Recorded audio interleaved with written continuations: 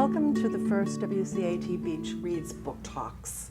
This is actually our 6th annual book talk for the Lucius Beebe Memorial Library, which we've entitled Beach Reads for the last 6 years, if I've mentioned.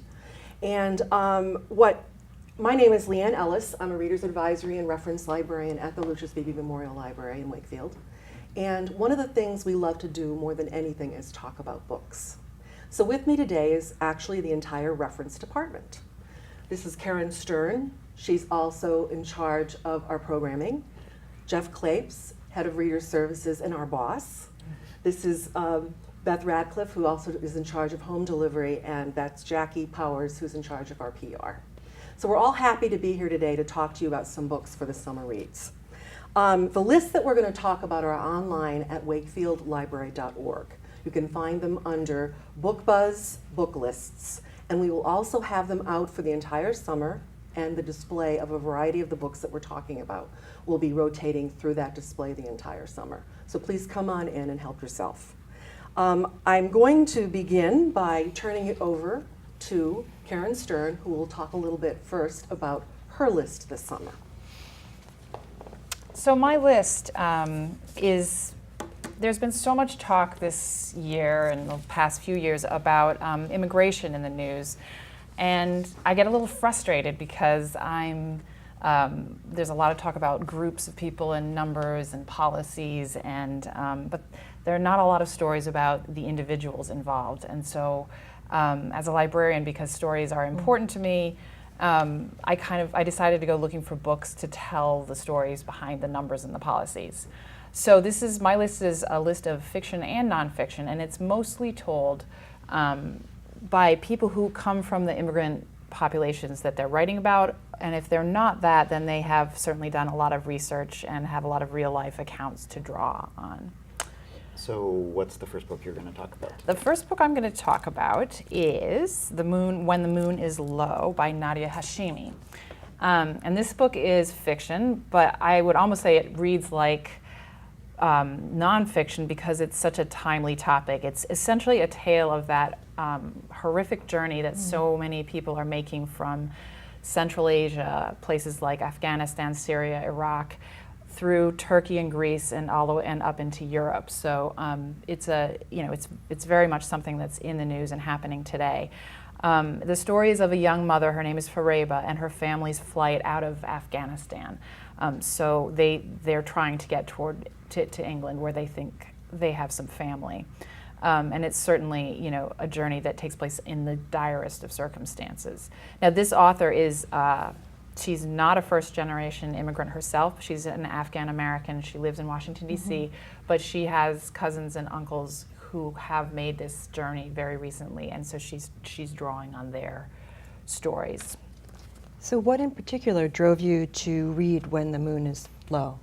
Well, there were two things about this book. One, I've always been intrigued by Afghanistan. I really wanted to know more about Afghanistan and what it was like in the past and why people now are so kind of driven to get out. I also wanted to know more about that journey, about that really dangerous route that everyone is taking these days, and that has become so kind of terribly familiar to people. So I was rewarded on both fronts. The first part of the book is really a lovely kind of simple, like almost folk-like tale of Fareba's early life in Afghanistan. And while she might not have thought she had such a great life, she has kind of an evil stepmother, and she's kind of, who doesn't let her go to school while her other sisters do. And she has some problems in her love life, as many teens do. It gives you this really different picture than you hear about so often these days of Afghanistan. And she lives in a lovely house with orchards and talks about going to the markets, and it's just much more a picture of ordinary life. So I really appreciated having that, which is then set against the rest of it, which is the second part of the book, and a bit longer part of the book, which is this kind of harrowing tale of Fareba, who is now grown, and her children having to get out of Afghanistan. They are forced by a tragedy to flee and then attempt this trip to England. And the second part of the story is mostly told by Salim, her 14-year-old son. and it's witnessed through his eyes, and so it's particularly upsetting in some ways, especially for me, because I'm the mother of teens. I'm a mother of teenage boys. And what happens is Salim gets separated from his family. So it's this, they don't know what's happened to him, and he has to go in search of them and try to find them again, all the way up through Europe by himself. He meets a lot of unsavory characters. He has to go through the border crossings and the assaults, and all of this, you're rooting for him to get there. So, it reminds me of the book by Ariel Sabra, My Father's Paradise, because he leaves northern Iraq, but he describes life there first, and then he has to describe the journey of leaving Iraq. He goes first to Israel, and then he comes to the States. So there's a lot of parallels there. And is that fiction or nonfiction? Nonfiction. That's nonfiction. Yeah. Okay.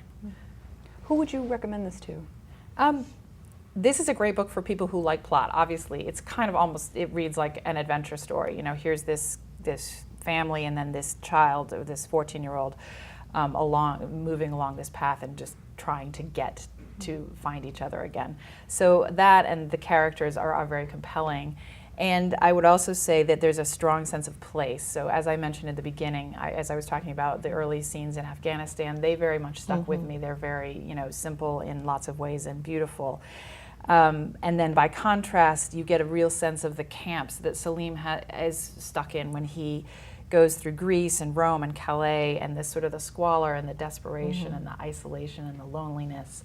It's those really stuck with me as well. Do you think people who like The Kite Runner, which I know takes place mostly in Afghanistan, but do you think that would appeal to people I absolutely too? think there's some parallels there, especially because of the young boys, the sort of the daily life kind of thing. and then the daily life kind of thing. Absolutely, yeah.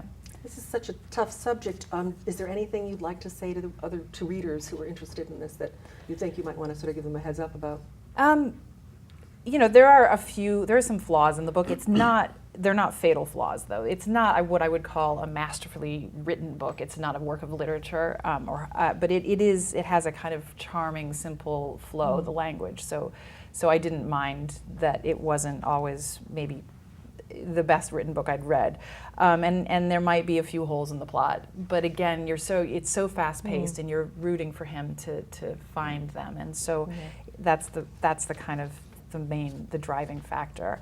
And I think above all, Hashimi has this ability to make us feel her character's humanity. That's what connects you to the book, and that's what I loved about it. And I think in the end, the power of good fiction is in the ability of the author to communicate with our imaginations and to take us inside situations that we wouldn't otherwise be able to get into, to connect with. And so that's why I would recommend the book. It lets you make that imaginative leap and to connect with millions of real people who are feeling compelled to leave their homes every year, and each one having a story kind of as unique as yours and mine. So that's Nadia Hashimi's When the Moon is Low. And now we're going to move on to Jeff, I think. Yes, so for my theme this year, I thought that since summer is a time when people tend to like to tackle classics or more heavy-duty fiction because they feel they should during the summer, I thought I would talk about the Booker Prize, which is something that not everybody is familiar with. It's a British prize. It started, it's for fiction. It was started in 1968, I believe, in the United Kingdom.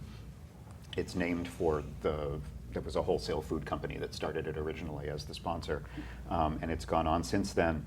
It changed in, I want to say, 2002 to the Man Booker Prize because of the name of the company that took over the sponsorship at that time, but everybody kind of knows it as the Booker, and it's well known in that regard. It's often compared to the Pulitzer Prize here in the United States, although I think it has the quality of the literature is slightly different. It's given every fall to the work published in English. The criteria is that it has to be published in English, written in English, and it can be by anybody who is a member of the UK or the British Commonwealth, rather.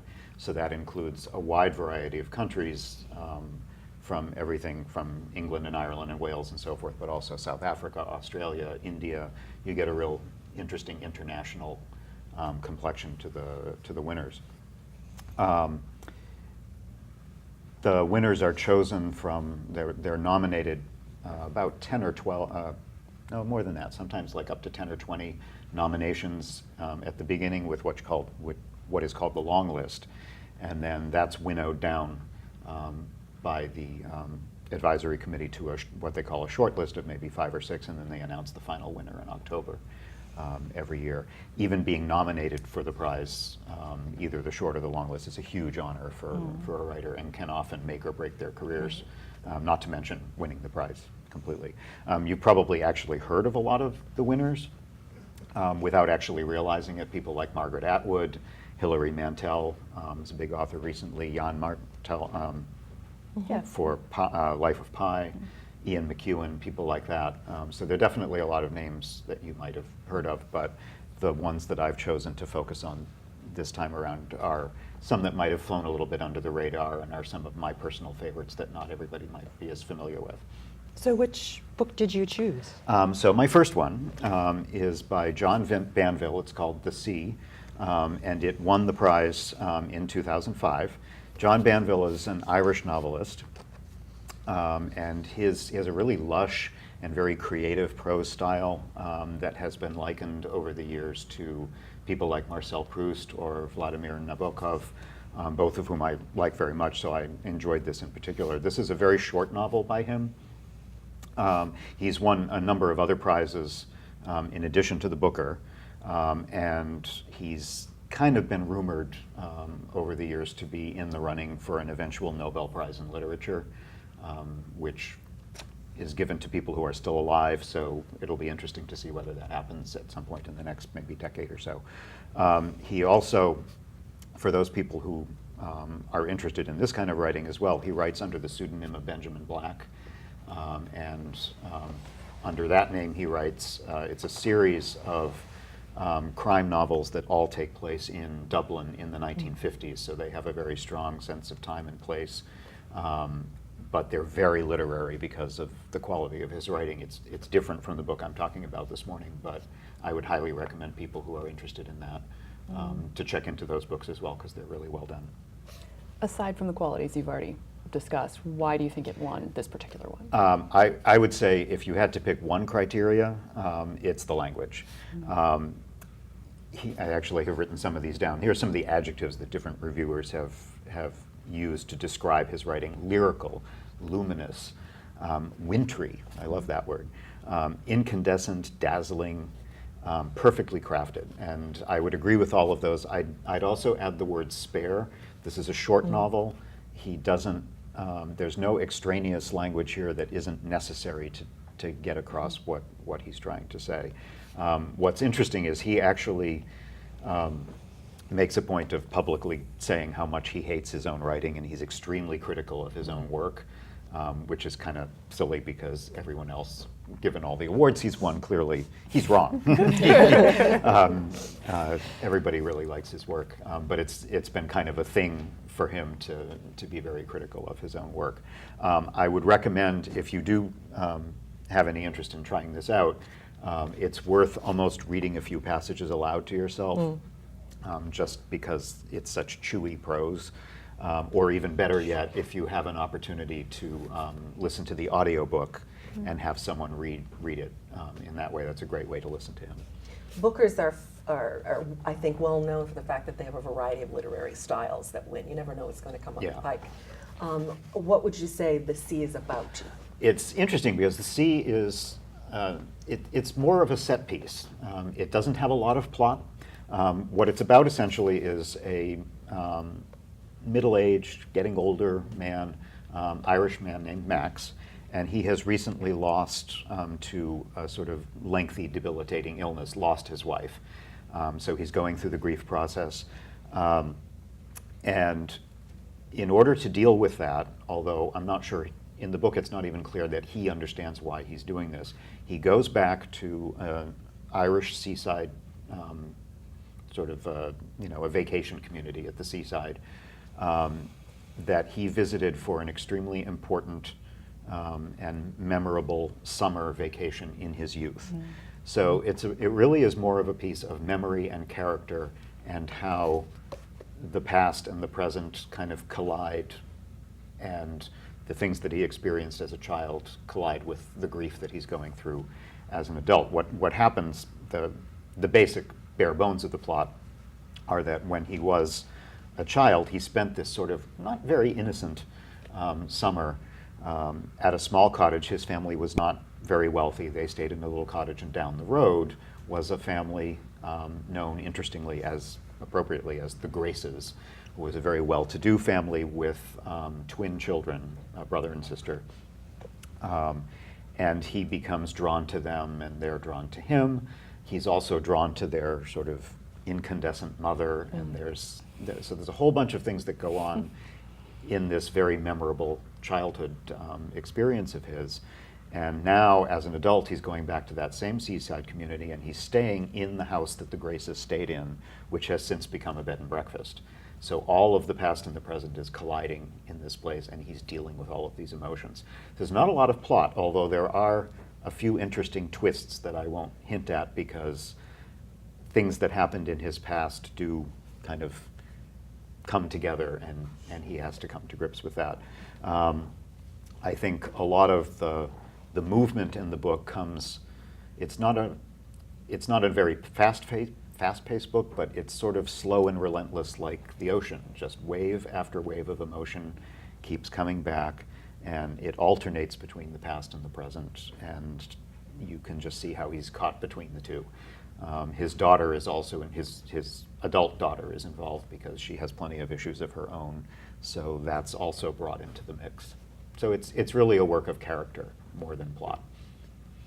So that's who you would recommend to people, why people should read it? Yeah, I mean, I think the kind of person who would like this book is someone who really wants a chewy literary read. I love collecting literary sentences, and this book is full of them. There's just so many places where you stop and you have to reread what he wrote because the language is just so exquisite. And I think it's the kind of book that, as you're reading it, you enjoy that, but it's not until several days after you've put it down that bits of it come back to you. Films can be sometimes the same way, where it doesn't have a tremendous impact on you right away, but later on little bits keep coming back.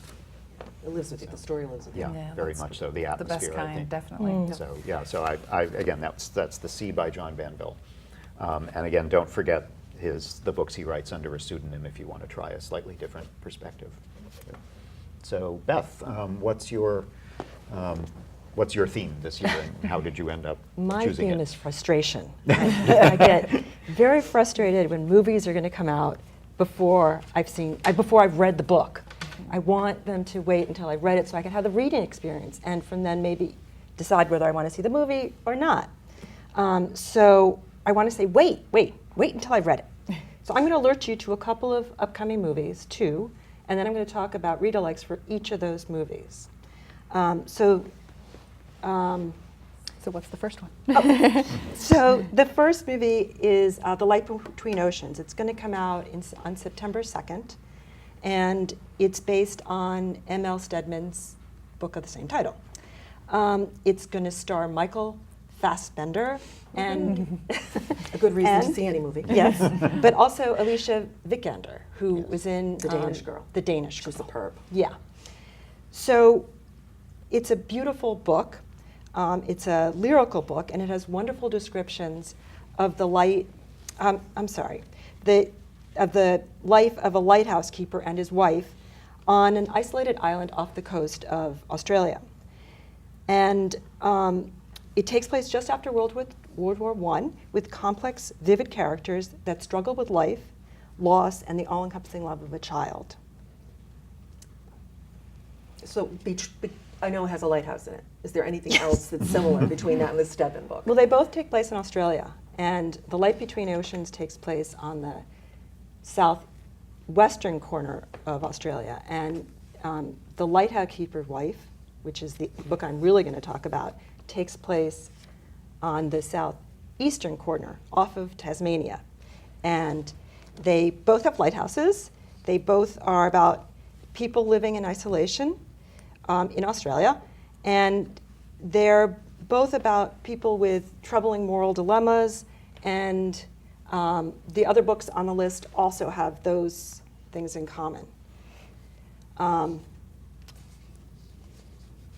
there differences? There are differences. Again, they both take place in Australia. But the tone of the books, the tone of the books is pretty similar. They both about the desolation, but this one has some parts about the wife's youth, and it has, they both have multiple viewpoints, although this one also has some of the son's point of view, whereas the other one just has the wives and the husbands.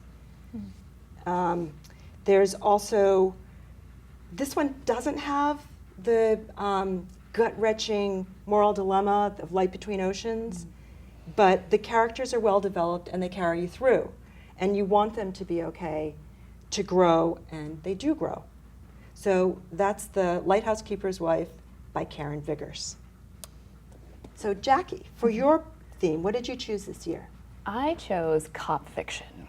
And not just any cop fiction. I'm not thinking like Harry Bosch, Michael Connolly, which nothing wrong with him, but he's often, and I think he created the stereotype of this sort of hard-nosed, divorced, rough around the edges detective. I'm going in a little bit of a different direction for most of these, and I'm looking for books that kind of go beyond the police stereotypes. And my theme was actually inspired by my first book, which is Inside the O'Briens by Lisa Genova. She's best known for Still Alice, which was made into a movie with Julianne Moore. That book is about Alzheimer's disease, and this one is, the focus is Huntington's disease, which if you don't know anything about, which I didn't when I read it, it's horrific. It's ravaging, it's hereditary, there's no cure. Once you've got it, and that's sort of, you have to prepare yourself for the worst. The story follows the family, the O'Briens, as they sort of come to terms with the realities of the disease and what it means for their family, the long-term effects, how they're going to get through this and where they're going to go from here. But for me, it really wasn't about the plot. It was about the details. And how does Genova make the details come alive? If you read for character and place, which I do, this book is for you. The story is set in Boston's Charlestown neighborhood, and the main character, Joe O'Brien, is a Boston police officer. So I live in Charlestown, and my husband's a Boston police officer.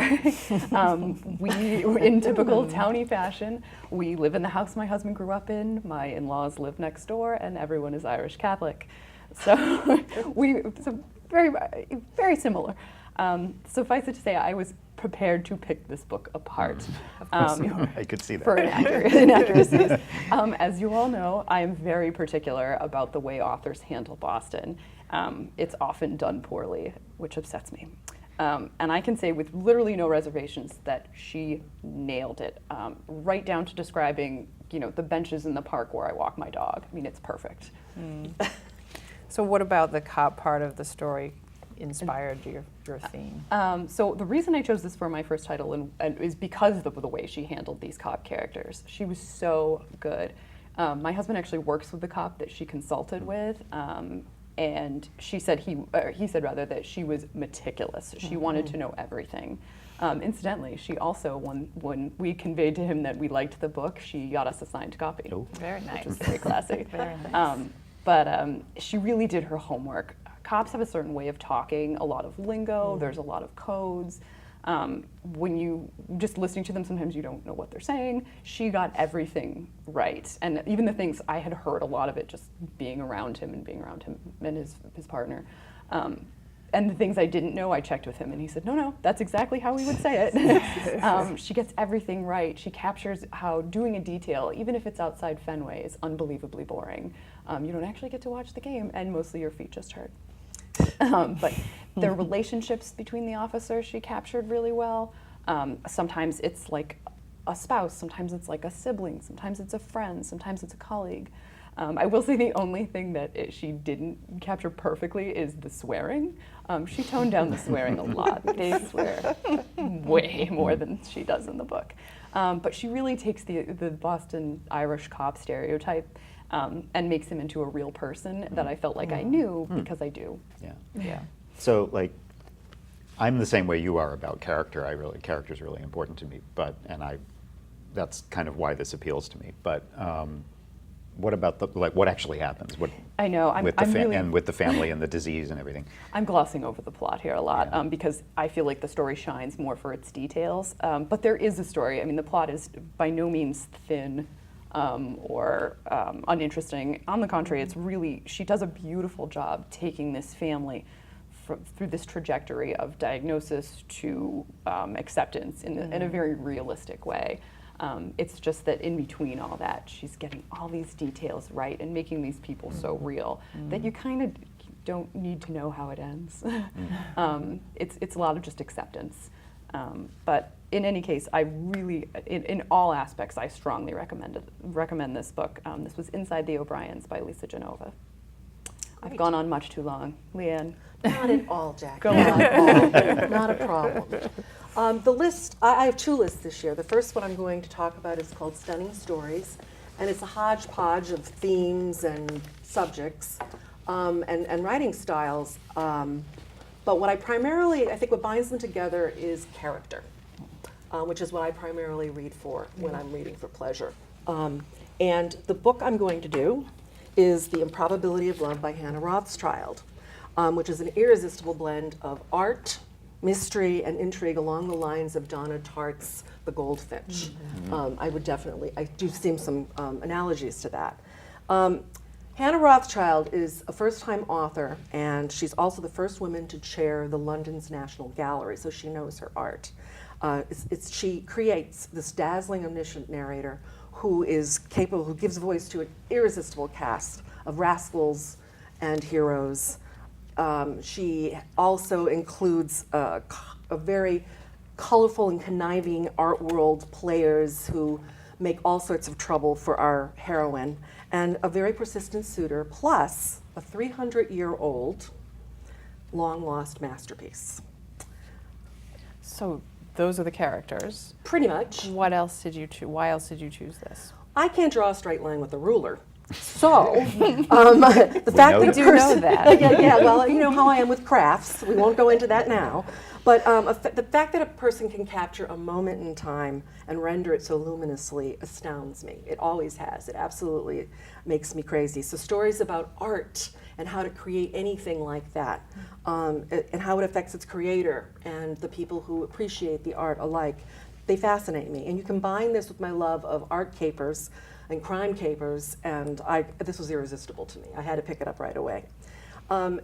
The thematic material was pretty interesting to me. I mean, the fact that art, the embodiment of beauty, and humanity's highest aspirations for the most part, also makes people, it arouses appalling dimensions of evil. So the paradox of those two things is something that this author does extremely well. She also brings in a little things like the modern exploitation of women. That's another thematic arc, as well as the moral quandaries of war. But these dark themes really are tied together well, and they blend with the incredible, captivating story of Annie McD, who is our heroine here. She's a young woman of very small means and boundless passion for history and food. She's trying to mend a blasted heart. She's had a terrible love affair. She's coping with her alcoholic mother, who is such an incredible character in her own right, and she wants to succeed in London as a chef. So she goes into this little shop, and she's actually going to buy this for somebody else, and it turns out that doesn't work out too well. So she finds this grimy, very seductive old painting, and it turns out to be an 18th century masterpiece by Antoine Watteau. And she innocently sets off on an art world upheaval. I mean, this small thing just is like a domino effect throughout the entire book. And what this author does really well is something I thought was very innovative. She gives the title painting its own point of view chapters. And she does it without making it too precious. That could get cute really Yeah, fast. that could get awful. But she does a really good job of picking the spots that she places them in. And I really enjoyed the voice of the painting because of the outrage and snark that the painting, speaks about. He expresses, because he's residing in Annie's ratty little apartment, and this is not what he's used to. He's used to palaces, mansions, and amazing museums. So I'm going to read this from the painting's point of view. And as I've said in the past, I really should have had Jeff do it with his French accent, so you'll just have to bear with me. We stopped, and she opened the front door. Imagine my disappointment when there were no servants to greet her, not even an aged retainer, a very bad omen. She obviously lived alone. I noticed that the mattress rested on planks and bricks. On a packing crate by the messy side of the bed, there were piles of books. Though my vision was distorted badly, each and every tome seemed to be about food. So there's things like that. It's just not acceptable. Exactly. This voice is the best part of the book. Yeah. I know, Yeah. I know. So, of our readers, who's the kind of reader who you think would Well, I think most if you this right book appeal to? First off and foremost, if you like intrigue about the art world, I think this is a book that you would truly enjoy because there's so many things going on around that. And if you enjoy places of character, you won't be disappointed at all because what the author does really, really well is she lets you see the vivid details, especially about the art and the history. And food, both in historical context. So she does a little bit of both. In fact, some of the descriptions of food were just astonishing. It's at its best when she's describing the different places the Watteau has been. The Improbability of Love is the name of the painting. So you get to see it in its various homes and its various guises. Also, if you like international intrigue, there's flashbacks to Nazi Germany, and there's a keyhole view of what it's like to paint, which to me was fascinating and beautifully done. It reminded me of The Art Forger in some ways. I was thinking that because Yeah. a lot of book clubs did that last year, and this Exactly. seems like And what was something that appealing would about that was appeal the to fact them. that you got to see how someone actually created something. And there's also Siri Hustvedt's The Blazing World, which is another Yes. story about the art world. And a female artist who puts herself out there as a woman also does a lot with creating art. Yes, absolutely. Girl with the pearl earring and Yeah, Right. that's things like another that. one. There's a whole bunch of, in fact, I think that this is a good read-alike for the Tart, as I mentioned earlier, but Susan Vreeland's Girl in Hyacinth Blue is, if you haven't read it, would also be good if you want a story of the survival of art through the ages and World War II, and Dara Horn's The World to Come, which is about the painting as a main character and art's influences on its owners. Any other final thoughts, Leanne? I did mention the Donna Tartt, and I have to say, that's a very hard book to compare anything to because it's incredible. It's such a masterpiece. And the plotting, in some cases, the characterizations of the improbability of love, they're not as deftly or subtly crafted as Tart's. So if you're expecting that kind of experience, you might be a little bit disappointed. However, this is a really tantalizing look into a viciously competitive world of high-stakes art collecting, and it's opulently detailed. Suspensefully plotted, and it's shrewdly witty. Very, very funny things are said in this book. And it's about decadence, it's about crimes, and most importantly, the improbability of love. So I would definitely recommend it to people who want to read something like that about art and love, The Improbability of Love by Hannah Rothschild. And I think it would make a really excellent book discussion because there's so many things in there that you could pull out to speak about. Sounds meaty. Yes, so why don't you tell us about your second book, Karen? Back to immigration again. The next one I'm going to talk about is The Book of Unknown Americans by Cristina Enriquez. And this one comes at immigration from a different perspective from my first one. So it's not about the act of leaving your country and what it takes to get somewhere, but it's about being in a new country. And in this case, that country is right here at home in the US. So there are two families at the center of this book. The Riveras, who have left a very happy life in Mexico. It was happy until their daughter had an accident that caused a brain injury, and they are coming to the US on a sort of a medical visa to help her recover. And then the other family is called the Toros, and they have been in the US for quite a long time. And the Toro's son, Mayor, falls head over heels for Maribel, the Rivera's daughter, as soon as he sees her, when Maribel first arrives in the country. And they all live in an apartment building along with quite a few, well, a large number of other immigrants in an unnamed city. I think it's Wilmington, Delaware. And so this is not just a book about identity and being an immigrant and that, but it's also a coming of age story, and it's about young love, and it's about also about about the ferocity of a parent's love and family bonds and that sort of thing. So what made it really kind of stand out for you? This book, it was the characters and the writing style. So the chapters in the main story are told by, the Rivera's story is told by Alma, who's the sort of 40-ish mother, and of the Rivera family. And then the other chapters of the Toro's story are told from Mayor's point of view, and he's a 14-year-old boy. And Enriquez writes equally well from the point of view of the mother and the teenage boy. And then in between, she presents us with this whole cast of really colorful individual characters that just get their own little testimonial chapters sort of stuck in between. They're only about a page or maybe two at the most, but you just get another person's story, somebody else's, how they came here, why they're here, what drew them here. And she, all of those voices she gets them just right. You don't know them necessarily because their experiences aren't exactly yours, but you know them. They resonate. They resonate. They speak to you. So that I really enjoyed a lot. If anybody who likes to know what makes people tick, that'll do it for you. Is there anything else that would be appealing to readers? Yeah, I think the broad appeal of this is definitely it's a story of young love, and the trials and the tribulations. She gets that teenage angst about love, and the confusion and the wonder and the what do I do and what do I say, and also the kids' refusal to listen to their parents. Because of course the parents don't want them to be together. They're too young. And then the plot is very good. It's very well paced, and it builds to a very tense and dangerous conclusion, which brings the kind of the love story and the immigration story together, and with some tragic results. So it's not a happily ever after book. I wouldn't say it's sort of Romeo and Juliet, star-crossed lovers, everyone dies at the end, but it isn't happily ever after. It's not a Harlequin romance either. Any final thoughts?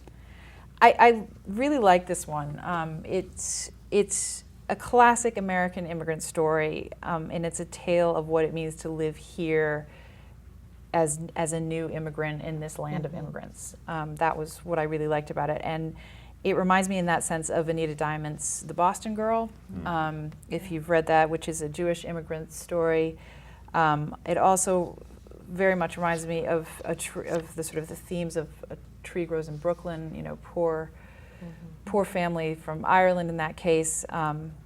And although the plot line is definitely compelling, I wanted to refer here to what the reviewer and the author Anna Quindlen said about A Tree Grows in Brooklyn. She said, "It's not the sort of book that can be reduced to its plot line. The best that anyone can say is that it is a story about what it means to be human." And I think both of the books that I've talked about today and most of the books on my list were chosen not just because they were about immigrants, but because, as Quindlen also says, they are books in which no matter what our backgrounds, we recognize ourselves. So this is, again, The Book of Unknown Americans by Cristina Enriquez. Thanks. And Jeffrey. Yes, so back to the Booker Prize. I've made a point over the years to actually read all of the Booker winners. Because that's what I did. Sort of obsessive. I feel like they should give me a patch or a badge. Like a Boy Scout patch. Yeah, exactly. And I also find it enjoyable every year to try and read some of the nominees, because those are really equally good. And my second book, which is Fraction of the Whole by Steve Toltz, is a nominee. It was in the running in 2008, and it ended up being shortlisted for the prize, but it lost out to White Tiger, which you might remember from that year. This was actually a debut effort by an Australian author, more Australian, and it has the sort of grand, sweeping sense that almost everything about, whether it's music or film or writing, everything about Australia tends to have that epic sense, but coupled with real quirkiness, I find, which is really enjoyable. This is one of my favorite novels. It's got a picaresque plot line. It's got a lot of really witty, biting black humor, and just towering characters, which I think is one of the main aspects of it. Deliciously witty prose. If you liked Confederacy of Dunces and Ignatius Reilly, who was like one of the greatest characters in literature, you will love this book. He also has another book that he's only had two, so his second book came out last year. It was called Quicksand, and it's a very different storyline, but it has a lot of the same appeal. So if you like one, I think you would definitely enjoy the other. So besides all those wonderful qualities that you mentioned, is there anything else that the book? Well, I puts you in? think probably what prompted them to nominate it for the prize is a little bit of all of that. The language in particular, again, like the Banville, the language is really great. But probably more, it's the dazzling scope. This is a big book. It's a fast read, but it's just epic in sweep. And I think that's a lot of it. The language is very, almost, I wouldn't say snarky, because that has a real negative connotation, but it's just witty and biting. There's so many quotes in it where you want to remember them so that you can use them in a conversation against somebody sometime. And the characters are just really exuberant and intense, and you can't help but just be drawn into this mess of bad decisions that they keep making, because it's funny. I mean, the real appeal about it is that it's just hysterically funny. You've already sold me, but what is it actually about? So in general, the plot is about the incredibly dysfunctional Dean family. And Jasper Dean is the son of this appalling man named Martin Dean, who himself is the brother, and he's overshadowed by this brother who is now deceased, named Terry Dean. And Terry is, in Australia, was a sort of, kind of along the lines of Ned Kelly, who was a real character in Australia, sort of Jesse James outlaw character who was a criminal, but nonetheless beloved by history and by the population.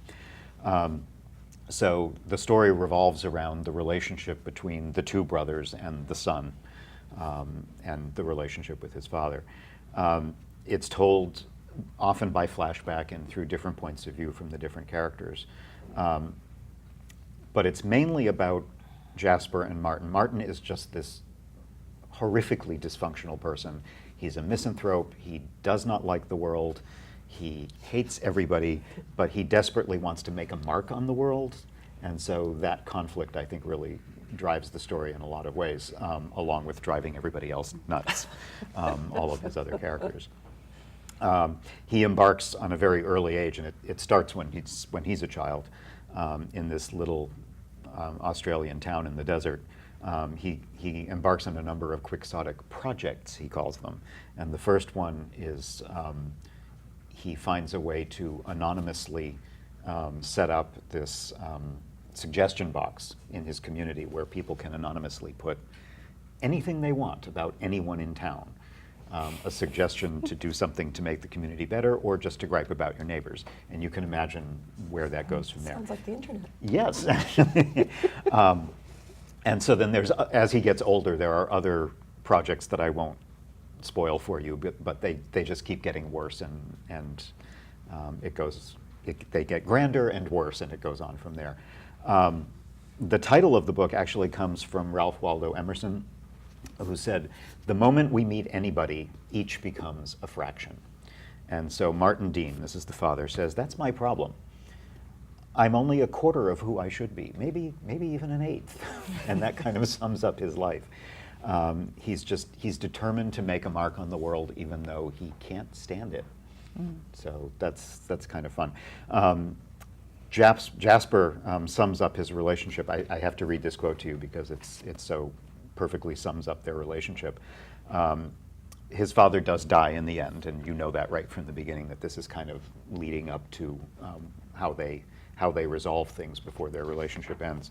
But Jasper, the son, says, "My whole life I'd been pushed beyond rational limits by this man, and I was offended by the notion that I could be so implicated in his lifelong drama and not be present for the grand finale. He might have been his own worst enemy, but he was my worst enemy too. And I'd be damned if I was going to wait patiently by the riverbank, as in the Chinese proverb, for his corpse to float by. I wanted to see him die and bury him and pat the earth with my bare hands. I say this as a loving son. Great writing. Yeah. Great. Yeah. Thanks, Jeff. Beth, what was your second title and movie? My second book movie is based on the book The Lost City of the Sea by David Grann. It's a gripping, true account of Colonel Percy Harrison Fawcett, who disappeared in the Amazon in 1925 looking for El Dorado, what he called the City of Z.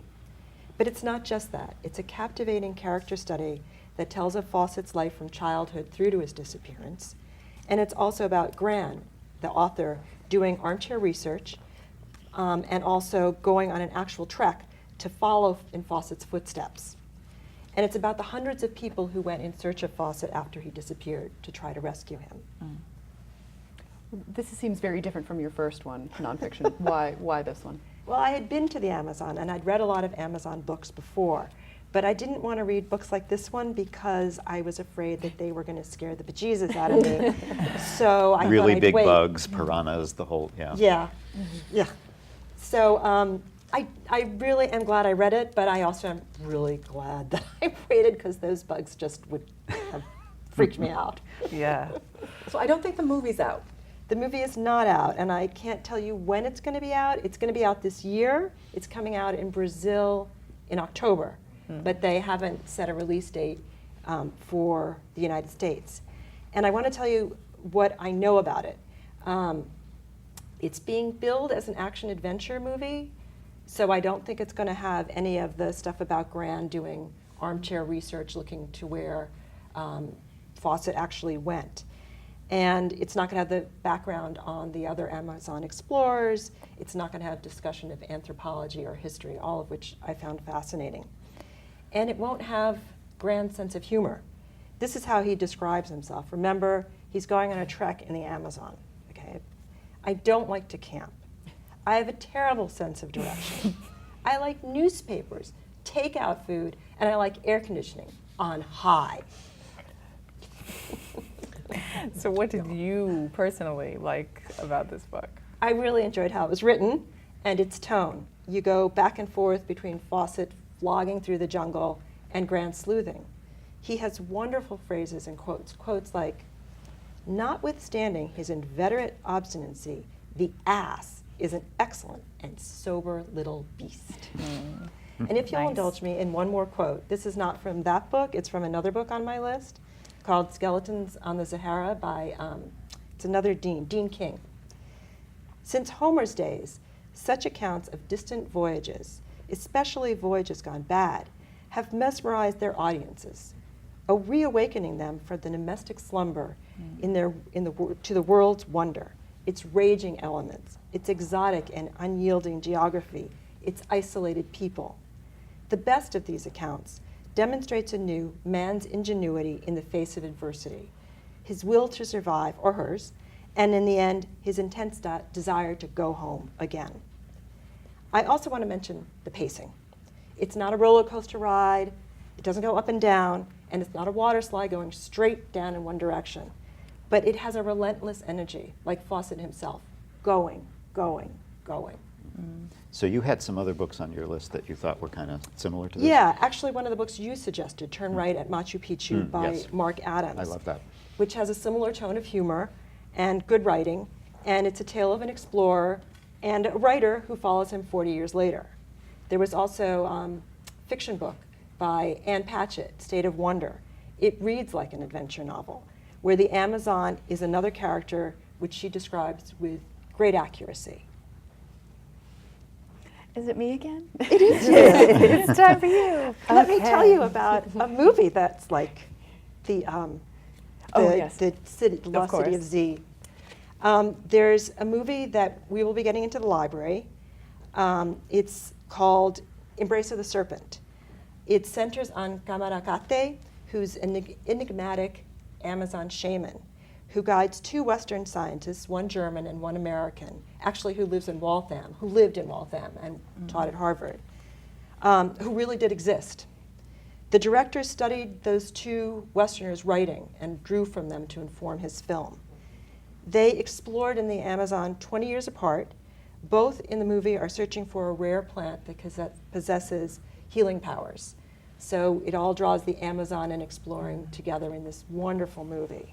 So again, my list, The Lost City of Z by David Grann. Okay. So Jackie, what's your second cop book about? So my second cop book is The Secret Place by Tana French. She's one of my favorite authors. Inside the O'Briens was about a guy with a disease who happens to be a cop. So for my second book, I wanted to pick a title where his job was really key to the plot. And I ended up choosing the fifth book by Tana French. This is her Dublin Murder Squad series. They're all, you could read them out of order. You might lose some character development, but they are essentially standalones. All of her books should be on my list, and they basically are. I think she creates people, and particularly cops, that are very, very real. So how does she go about making these people real to you? Part of the way that she does it, which I just alluded to, is that if you read them out of order, or you might lose some of the development, is she draws her characters out.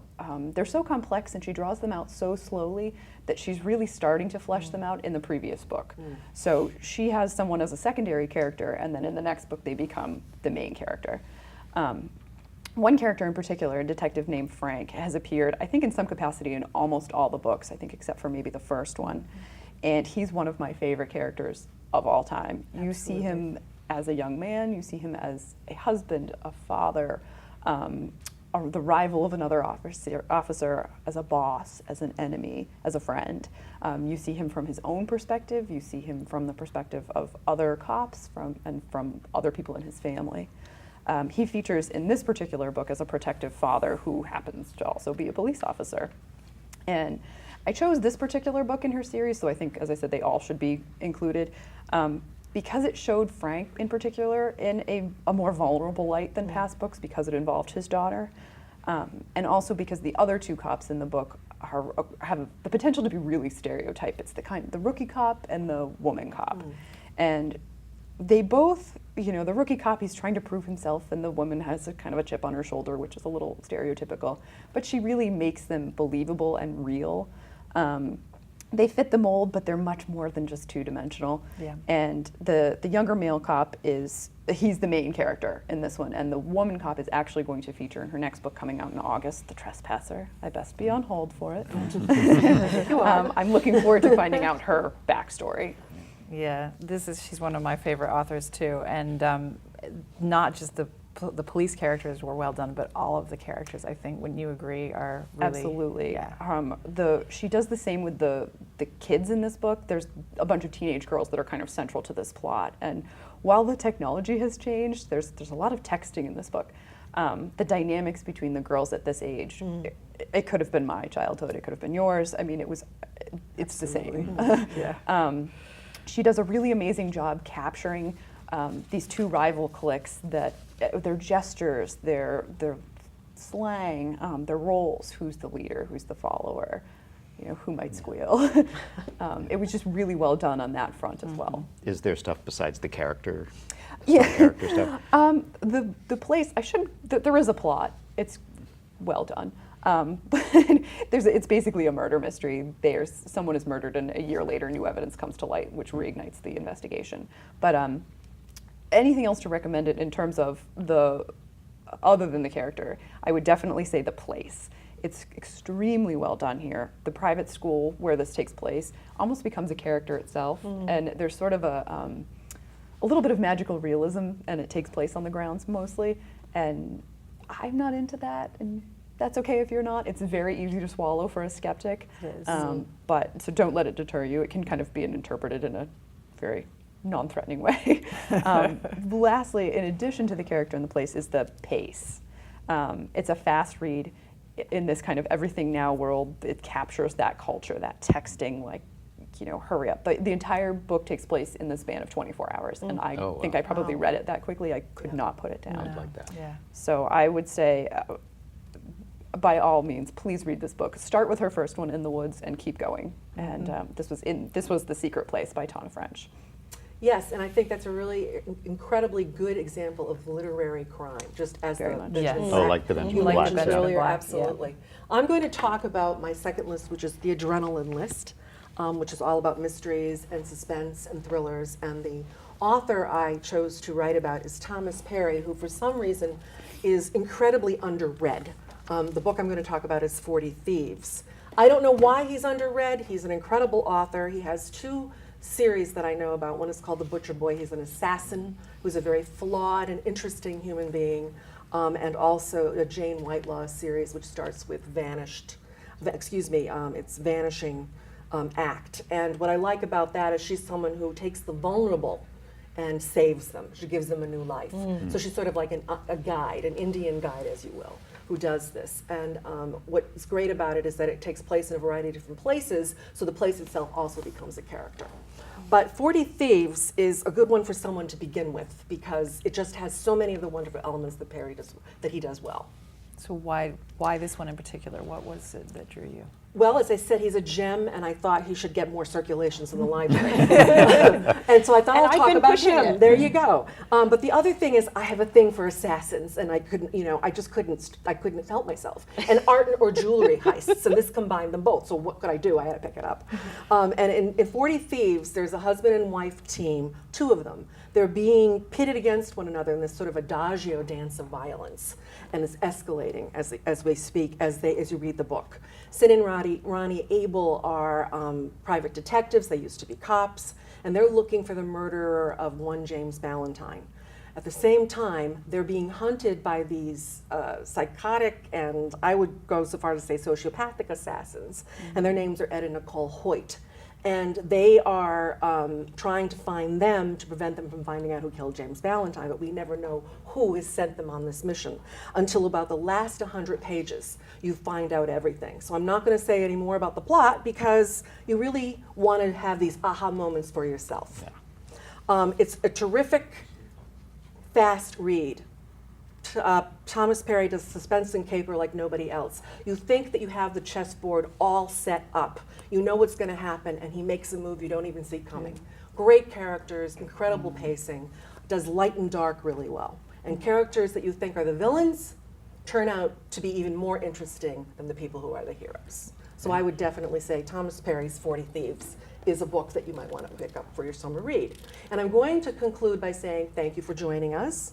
We have many, many lists at the library waiting for you. We didn't have the time to talk about those today, but come into the library and we will talk to you about them then. So thank you. Thank you.